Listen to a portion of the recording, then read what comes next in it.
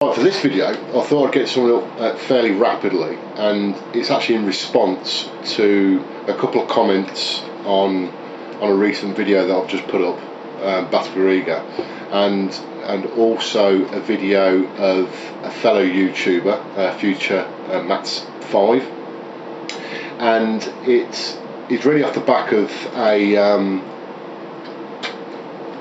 a quite expansive video that Matt did on PlayStation 2 shooters, and one game in particular, which is Double Shienryu, or Double Shienryu, or Ryu, whatever it's called. It's a vertical shooter. It was ported to the PS2 from the arcade version. I haven't actually got the arcade version. I've only got the PlayStation 2 version, but it's quite an interesting conversion actually, and I'll show you that in the video, purely from my selfish perspective of having a cabinet, or a couple of cabs, but one in particular that's a vertical cab. So of course I've got the screen that's vertical instead of horizontal, and I've got the PlayStation 2 connected up to that, and there's some neat features in that enable me to get the best out of that cab environment, and it really does look really good. Sorry to piss off Matt, but it does look really good on a vertical cabinet. But back to the game. It was a game that was brought out by Sega.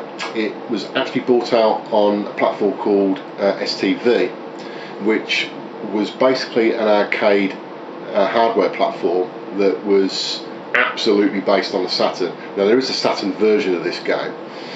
The only difference in the arcade was the actual medium that the game came on. In the arcade it came on a ROM cartridge, whereas obviously for the Saturn it was on a CD disc. But the actual game itself should be absolutely arcade perfect on the Saturn. I've never seen it on a Saturn. I do own a Saturn, but I haven't got it for the Saturn. I've only got it for PlayStation 2. But it just transpires that the PlayStation 2 version for me is actually really good, because I can connect the video up to my arcade cabinet really well. I've got a special conversion box, and it's actually got a low res mode, which actually works really well on the arcade cabinet, because it's got a CRT tube in there, and it will actually be pixel perfect as the arcade version, but I'll show you that anyway in a second. It is a game that is very, very similar to the Raiden series.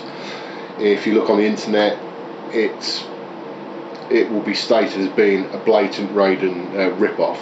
I mean, it is a really good game. Regardless of that, it is a really good game. It's got great sound. It's got awesome graphics, and like many of the great shoot 'em ups you can get for the PlayStation 2, this is certainly one of them. It's definitely worth getting if you're into shoot 'em ups. So I'll show you a quick gameplay video of it. I'll show you some of the features. Hopefully, I'm not sure they're going to come out on the video camera, to be honest, as regards to the differences that you can see on the display. But believe me, it looks the absolute bollocks. For the PlayStation 2 game, it's something as regards to the features in it that should have been there for the cave conversions, like Ibarra, Mushi and Espigaluda, and unfortunately those games were in an interlaced format, so you don't get real pin sharp graphics. But on this particular conversion for PlayStation 2, it is absolutely awesome. So I'll start waffling and I'll show you some gameplay. Right, so this is the Sega New City Naomi cabinet that I've been showing on most of my recent videos, and this is the vertical cabinet, and it's just playing the game there. If I just show you a little bit more just before I actually show some gameplay. Right, so this is all the gubbins underneath, and the arcade PCBs will go in there, and any console that I'm using at the appropriate time. At the moment we've got a PlayStation 2 connected to it, and that there is that's the video conversion board that I use to connect to the CRT that's in the cab. Now this game's a bit weird because I have to actually connect a joypad up to it, because I haven't wired in a select button on my control panel. If we just see here, that's the arcade control panel. I'm just quickly showing you there. And that's the PlayStation 2 pad that's been hacked. And I've actually hacked it to actually be connected via this connection plug into the main wiring loom for the actual control panel. So of course if you close it, you've got the normal joystick and the buttons, and all that is wired up with the start button is wired up to start button on the PlayStation. But I haven't got a select button, so I have to use, for this game I've got to use the select key, so I have to connect a normal pad. This is quite a good board here. This is the video board as regards to getting the image to stretch to the size of the screen, width and height, and also contrast and brightness. So now I'll try and show you the quality of the screen. I'm not sure whether it's going to pick it up. You can probably just see there the vertical lines, that's scan lines. Now this has been set up on this game because it's got the options to be in low res mode, which means it's absolutely pin sharp. It really is. It's as sharp as any of my PCB arcade boards are. So in theory, as regards to an arcade conversion, graphics wise, or quality of graphics I should say, this is as close you're going to get on a PS2. It really is. It really is sharp.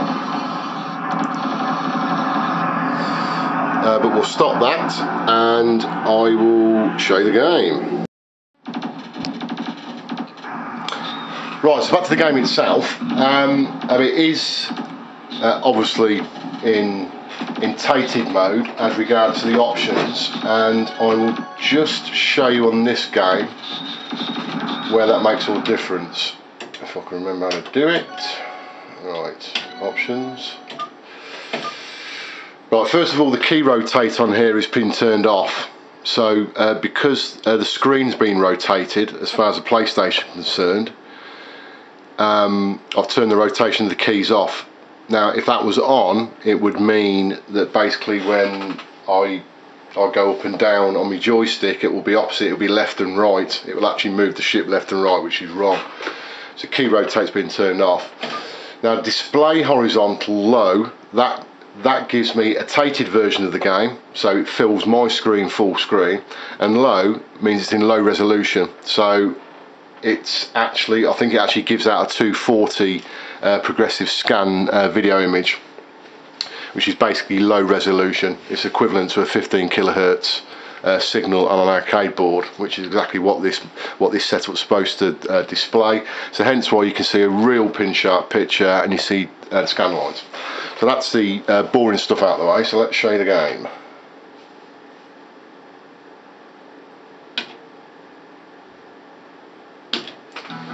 Turn the sound up a bit.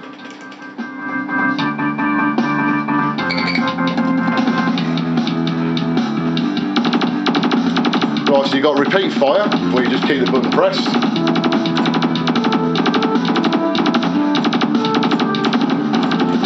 You've got your power-ups.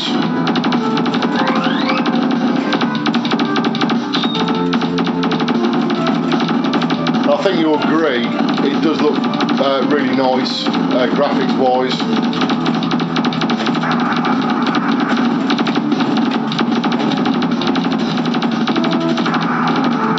Now I've got to be honest, I do find it difficult to play games on this while I'm videoing, purely because the tripod's actually positioned right in the centre of the control panel. So I'm actually sitting to the side, which isn't the best position, but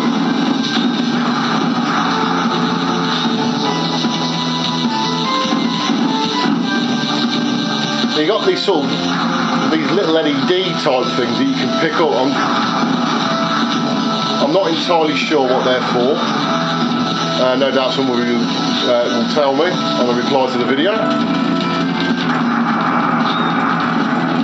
You've got a bomb as well, which I'll let off.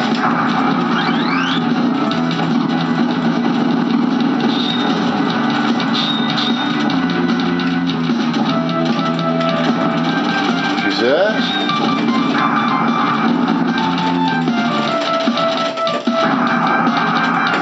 Oh, you can probably see the similarities here with Raiden. Certainly as regards to some of the power-ups. One of the previous ones I had was like a a lightning bolt that tends to home in onto the aliens you want to fire at. Right, this is the first end of level boss.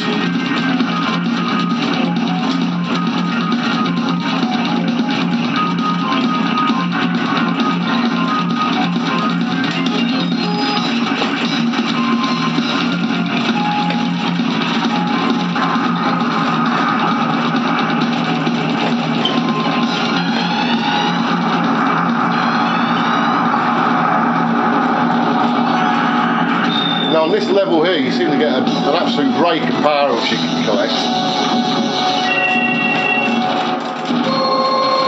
Even while the game is actually going through the scoring part at the end.